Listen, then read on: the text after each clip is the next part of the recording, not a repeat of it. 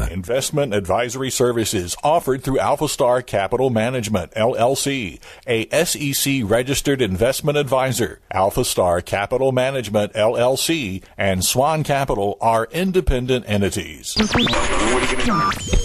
What your money would say. Andrew McNair. Money Talks. Are you listening? Money Talks. Are you listening? Money Talks. Are you listening?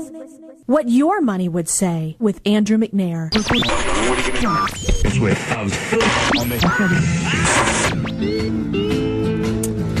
We're live here on What Your Money Would Say. I'm your host, Andrew McNair, and for the next 30 minutes every Saturday from 12:30 to 1 o'clock here on WCOA 1370, I will be your retirement resource.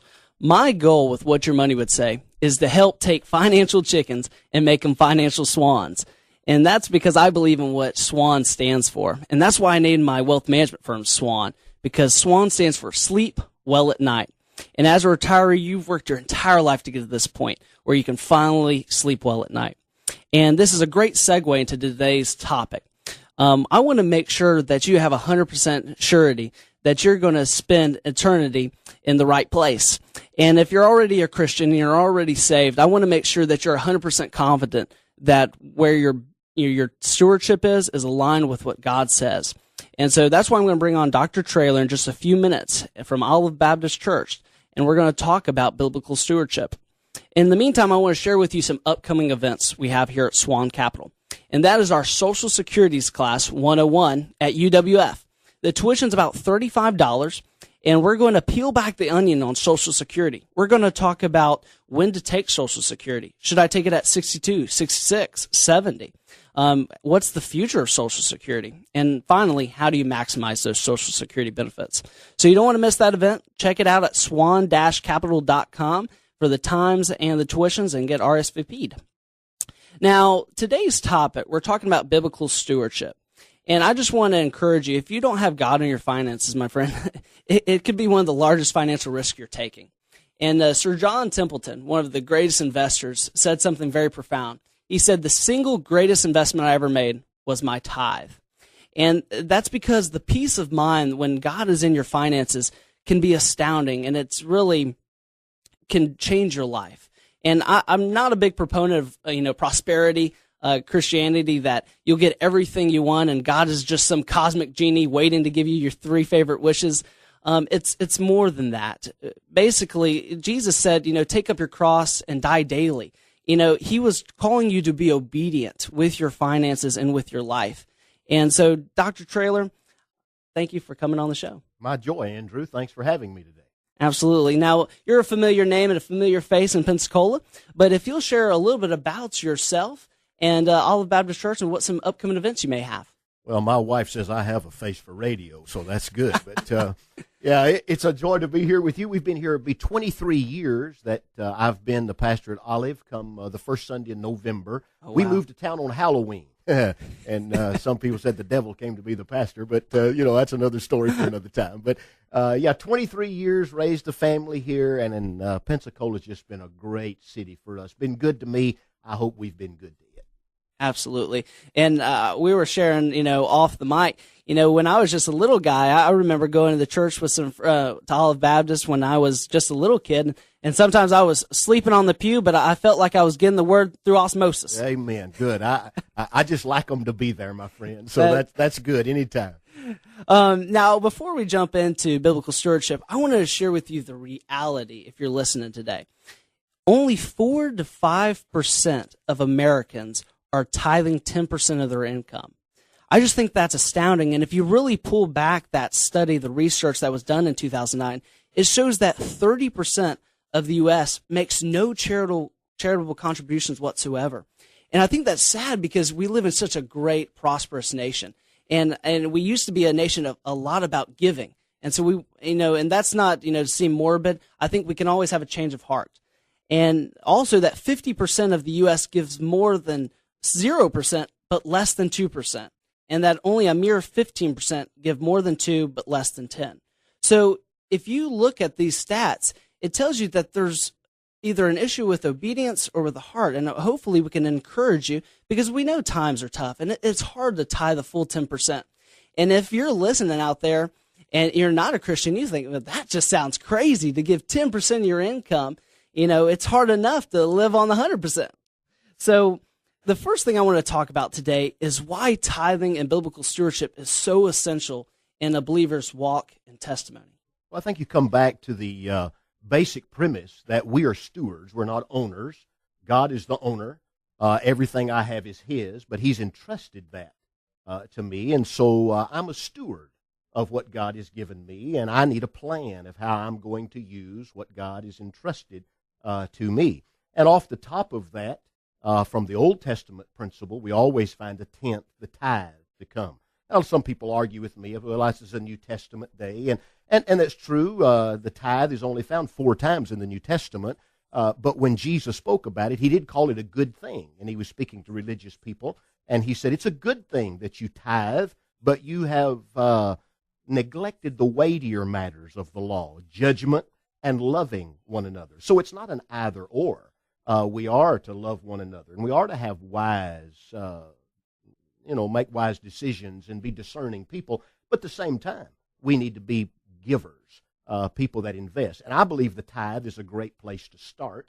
I don't find it a great place to stop. I think the Lord even leads us as He gives us more and more. He allows us to give more and more. So I think the basic principle is that God's the owner, we're the steward, and then how are we going to have a plan of giving back and laying up treasures in heaven? And I find investing in people that are going there is one of the great ways of laying up treasures in heaven. Absolutely. And you brought up a really good point. The old, it was only mentioned 4 times in the New Testament, but even Jesus said, I'm not coming here to abolish the law, but to fulfill it. So, and He was speaking to a lot of, He was speaking to the Pharisees and the Sadducees. They knew the Jewish law. So they knew that it was to give a tenth. So it was almost without saying that tithing and giving a tenth was just commanded and it was expected.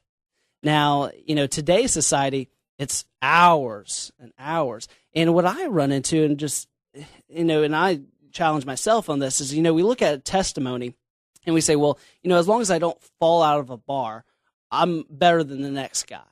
And that's the wrong way. You're not supposed to compare yourself to someone else, but compare yourself to the person you could be and the level of Christian you aspire to be, because you're always continually trying to grow. But your biblical stewardship is a part of your testimony. Money is one of the most widely spoken topics inside the Bible. Indeed. Because it filters through our whole life. And I think we almost kid ourselves thinking that no one notices how we spend our money.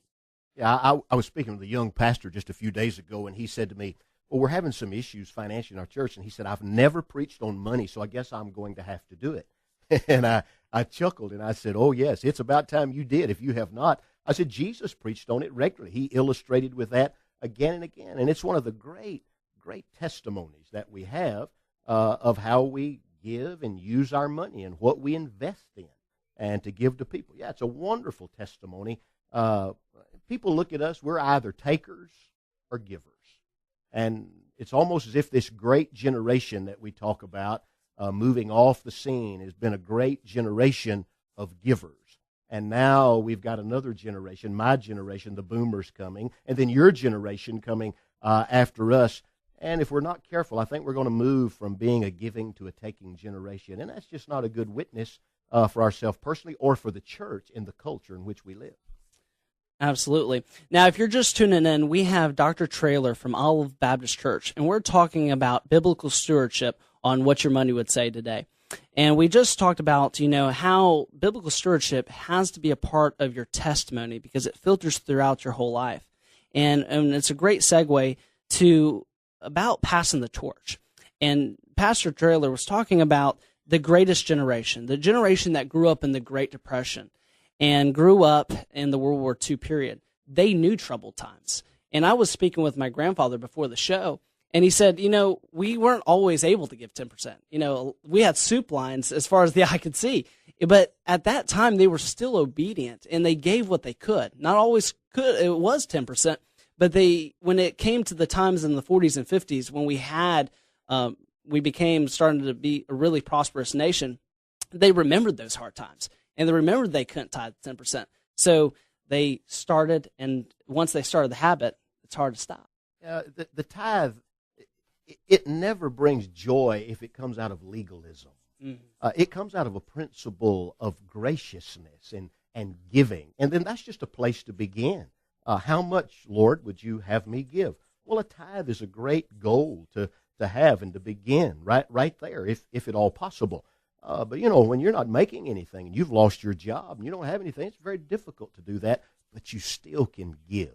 I mean, you really can, out of your own service, out of your heart, out of giving your time to others. And when the funds come, then you've got this spirit of graciousness in giving. And that's what Christ does for us. And he puts that kind of spirit within us. Absolutely. I mean, it starts at the heart. Again, not even just money. When Jesus came, that was what we forget the Pharisees and the Sadducees. When I was growing up, I thought they were bad guys. Actually, they were the varsity when it came to spirituality, but they were so legalistic that God says, where's your heart? You're whitewashed tombs, but what's inside of you? So again, giving is not, have to give my 10%. It's give with a cheerful heart. Indeed. And give what you have with what you have. I aspire one day to be just like Rick Warren. He says, I'm the opposite. He says, I live on 10% and give away 90%. That's right. It's what Brother Rick does.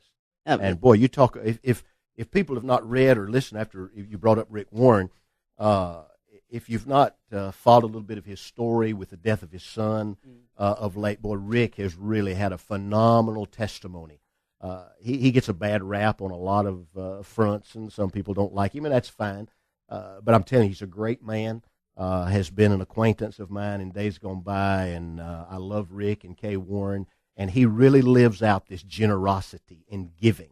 And the Lord's blessed him phenomenally, so he's at the place where he can give away 90 and keep 10. It's almost the Bill Gates of the church mentality, but that's good, and he's living what he preached. There was a day when Rick Warren didn't have anything. He was starting a church in California out of the trunk of his car, and he didn't. And that's not an easy place to start a church. No, it's not. And he didn't start giving 90%, but God's blessed, and he has lived his principle, and thus the testimony that you talk about is there out of his giving. Great guy and a great illustration. Now back to the greatest generation. How do we pass the torch on to the younger generations? What do you think are some principles they had or that can be passed along? Well, I think just like your grandfather talked to you, we need some grandfathers speaking up. And speaking into their children and their children's life. Andrew, I learned to be a tither when I was 10 years old in a Sunday school class because my mother and father had taught me that's what you did. If you made $1, you gave a dime. If you made $10, you gave $1. And so in our Sunday school class, it's just little boys. And in our class, I always remember our secretary, he'd look and he could kind of look around and say, well, you made this much this week, and you made this much, because he could do the math. And we learned to give, and from that day forward, as best I know, I've been a tither. So I have 2 children, and I've tried to tell them, this is the way you do it. You honor God, and you give, and so you speak up. And now I have a granddaughter, and when that little girl begins to go to Bible study, small group, Sunday school, we're going to teach her, take her quarter, put it in the plate. I mean, that's how you do it. You pass it generation to generation and giving. There's some thought today with the young generation that the institutional church, they back up from that, and they look at buildings or administration. But, hey, we all have that. I mean, everything that goes on has that kind of cost. I mean, we're sitting right here at WCOA in these studios. There's an administrative side to everything they do here. Somebody's got to pay for this microphone we're talking into. And at Olive Baptist Church, it's the same way. I mean, if we're going to have a building, then someone has to pay for that. And if there's a microphone in our radio and television programming going out, we send missionaries. We're starting a church in Montreal, Canada. Got one going in New York, one in Romania, just a group back from Ghana and Africa. You have a vision, but you have to fund the vision. Every vision has to be paid for. And I tell our people all the time, we don't have a money problem. We've got all the money we need. It's just in your pocket. And, so we've got to have a transfer from your pocket to the plate. That's what has to happen. And it's got to be taught just like your grandfather teaching you. You said some profound things. Now, if you're just tuning in, we have Dr. Traylor from Olive Baptist Church on What Your Money Would Say. Now, you said something profound in that you have to start it young. I remember, even being a kid and watching other kids, they'd get their allowance and it'd be $1, $10. And you just said, go spend that, go buy some bubble gum. But that's the wrong way. When you give $1, we should say, well, it's just $1. He can spend it all. Well, if it doesn't start there, I can promise you, when you're making $1,000 a month and you don't tithe the $100, it only gets harder. Because when you start making $10,000 a month one day, it's really hard to let go of $1,000 when it was hard to just let go of $100. I think in your book regarding tithing, John Rockefeller speaks about that, and the quote that you use in that book that I read this week, and I'd encourage people to get that book. You don't have to toot your own horn. I'll help you with it here today. But the tithe, the Living Testament. It's a great little booklet that is put together, and Rockefeller said that if he hadn't tithed the first $1.50 he had, he'd never tithed the millions that came. Exactly. So you begin small and build from there. Yeah, John Rockefeller, turn of the century, just one of the wealthiest men in the last 100 years. He said, when he said, I could have never tithed $1 million. And that was back when $1 million was a lot of money. He says, when I was only just making $1.50. It started there. So again, you got to start young. You have to talk about it. And that's one of those topics we don't talk about at the table. We talk about other things, but we need to talk about to be obedient and give what's not even ours. We have 100%, but that's 100% of the Lord's. Amen. And we're just, we're stewards. And exactly. What are we going to give back? My people, they kid me about it, but I'm telling you, I am just not afraid to speak of money. It just doesn't bother me. I just preach through the Bible, and you will come to it frequently. I'm preaching on Zacchaeus tomorrow, and Zacchaeus comes out of the tree, he gets saved, and first thing he does, he wants to give. He becomes a giver. And we're going to talk about that a little bit in the application of my message at Olive tomorrow, 9:30 and 11 o'clock. Love to have folks come be with us. Yeah, don't miss it. We're going to take a quick break, and we'll be right back with Dr. Traylor.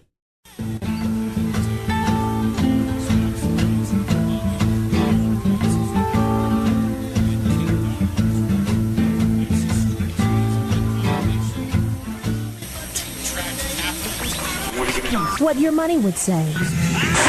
Today's financial landscape can be rough. One of the most important aspects of planning is choosing the right guide to help you navigate the road to retirement. Andrew McNair and the team at SWAN-Capital is dedicated to providing the very best service in the retirement planning industry today. SWAN-Capital is a full-service independent wealth management firm dedicated to providing guaranteed custom income plans that you cannot outlive. Contact Andrew McNair at SWAN-Capital 850-380-9558. That's 850-380-9558. The difference between SWAN-Capital and you retire once.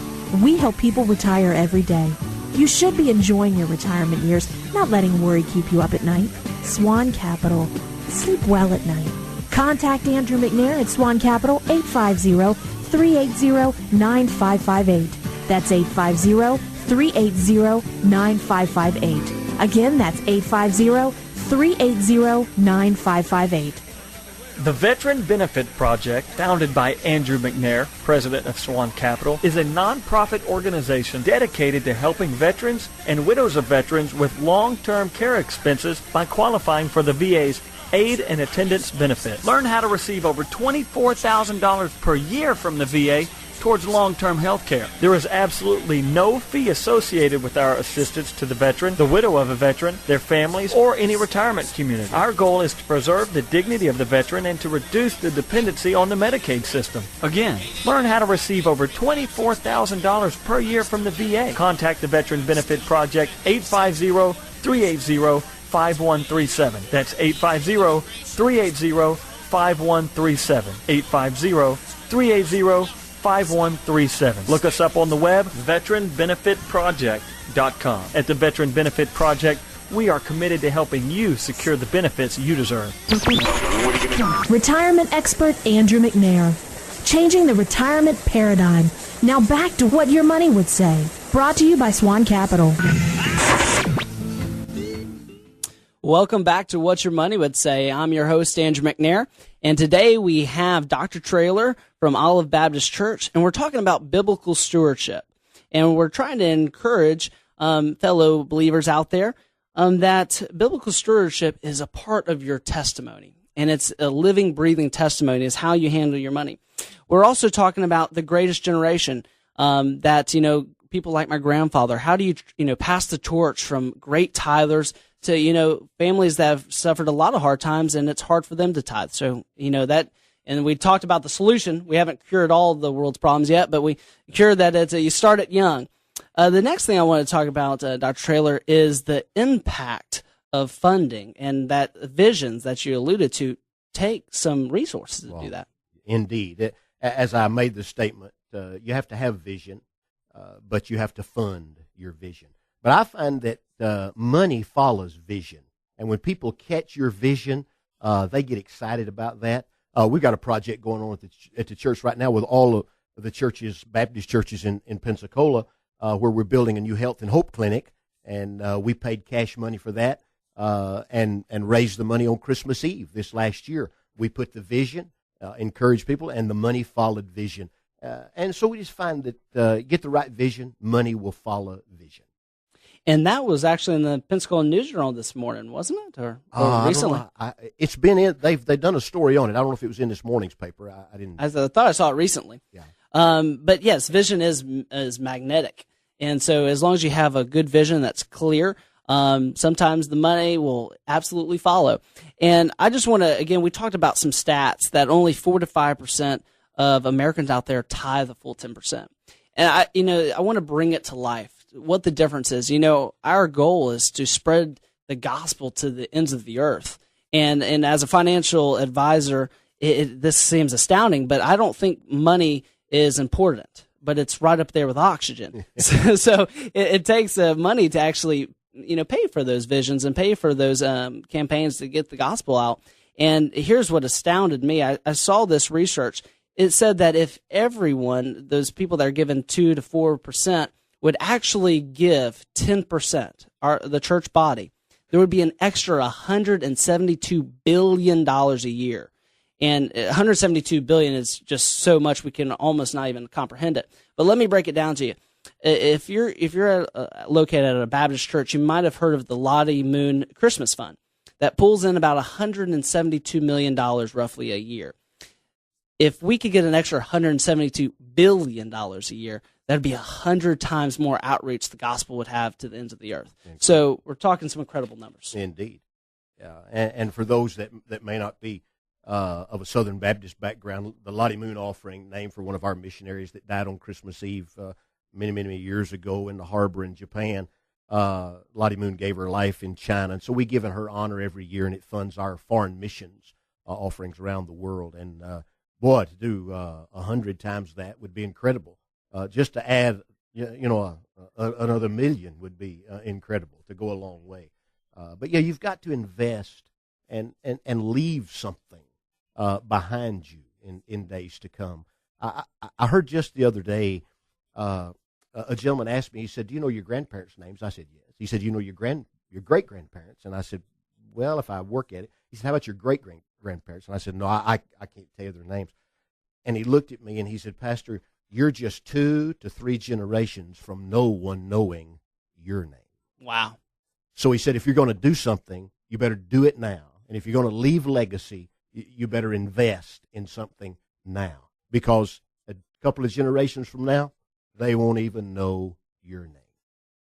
And one of the greatest legacies you can live is helping spreading the gospel. That's exactly right. Laying up treasures in heaven. Exactly. And that legacy, to me is, I don't know if I'm worried about people worried about me, but I want them to remember who Jesus is. That's right. And at the end of the day is if they forget me, but they remember him, and if I could help one more person, that's all it's worth. That's what we're here on this planet for, That's right? Exactly right. That's why we're here. Like a vapor, here today, gone tomorrow. The point of them not knowing you is that you've got to be active now. Now is and it's time. More than money. You got to give your time. Right. Yeah, it's your life. Time is money. Yeah. And again, going, and this might hurt some people's feelings, but it's more than just going on Sunday. It's getting involved. Oh. And sometimes I got to challenge myself and say, you're going through the motions. You're just going on Sunday. Well, you need to connect. You can't just go at 10, leave at 12. You need to connect, get in at Wednesday and Sunday, and get involved. Yeah, it's lifestyle. That's what it's about. That's what Christ has called us to do. Come, die daily, take up your cross daily. Again and again, he uses that word every day, daily, not just Sunday. Stewardship is giving your life every day. Yeah, even on Saturday morning, Saturday afternoon. Now, to biblical stewardship, a lot of times it's the tough times. And we've come out of some, really tough times in 2008, but now, that was 5 years ago. I mean, we can hardly remember. I mean, that was a long time ago. It really was. But how do families that are in tough times overcome some of those hurdles of tithing something? They don't have to, jump to tithing 10%, but tithing something. Well, I think, Andrew, the key is making a budget. You've got to have a plan. You've got to formulate something. And if, just to get to the place where you've got, money left at the end of the month, you've got to have a plan. And there's some things you got to take to the chopping block if, these things that you just can't do if you're going to make it to the end of the month. Then, in that plan, I have a formula that I give every young couple that comes to see me, and I call it the 10-70-10-10. I said, you probably won't be able to do this to begin with, but work toward this. I say 10% off the top goes to Christ through his church. 70% you live on, and the other 10s, the 10% is an active and a passive account. The active account is one that you're investing, and the passive account is one that you're asking somebody like Andrew McNair to help you invest, and you do that with some financial planner. That's what I do now. I live by my 10-70-10-10 plan. And I think it's a great target to have out there to work toward. But if you can just begin 10-90, that's a great place to start. Absolutely, and you have to start somewhere. That's right. Even if, like John D. Rockefeller, you're starting at $1.50 a week. Indeed. Most of us probably make a little bit more than that. Yeah. Now, you talked about the chopping block. A lot of people, they think of it as a sacrifice, and really any sacrifice we endure is pretty minuscule compared to what Jesus did for us. Indeed. But I like to think about it that if you start with what is, being obedient first, and then everything rolls downhill, you start to not miss those things. And it's interesting that you brought up the 10-70-10-10. What I'm thinking is 10-10-10-70. We're thinking the priorities is, Christ has got to go first. Then you have to bring up to yourself and your future actively and passively. And then you live on 70%. But what it seems like America has done is it's first is the 70%. It's how big of a house can I buy? Exactly. And you've probably seen that. Sure. I've lived it. Hey, we all make mistakes, and we all are growing. Now, the thing that I call it a coincidence, but it seems like ever since I've been saved, there's more and more coincidences. But through my day-and-day work, I deal with a lot of people's finances. And what I've noticed with working at the wealth management firm is the people that have accrued the most wealth tend to be some of the greatest givers. And again, I told you, I'm not a big proponent of prosperity Christianity, but I think it's the coincidence that they were able to give a lot and then also pay themselves. And I think it's habit forming. If you're able to start a habit where you can give 10% or 5%, you probably won't abandon yourself and not give 5 to 10% for yourself too. Yeah, it's a great paradoxes in Scripture. You find them. If you want to have, you give. If you want to be forgiven, forgive. If you want to have friends, be friendly. It's just the opposite of what our common sense sometimes tells us. But yeah, the greatest is the least among us. Yeah, and the people that have the most are some of the greatest givers I've ever met. Absolutely. Again, if you're just tuning in, we have Dr. Traylor from Olive Baptist Church on What Your Money Would Say. If you missed this show, you can always check out all of our past recordings on SWAN-Capital.com under the Upcoming Events tab. Next week, we're going to talk about insurance. How can you make sure that your whole insurance plan, doesn't break the bank, but make sure that your family is covered. So you don't want to miss that show next week on What Your Money Would Say. Thanks for coming on the show, Dr. Traylor. Thank you, Andrew. My joy.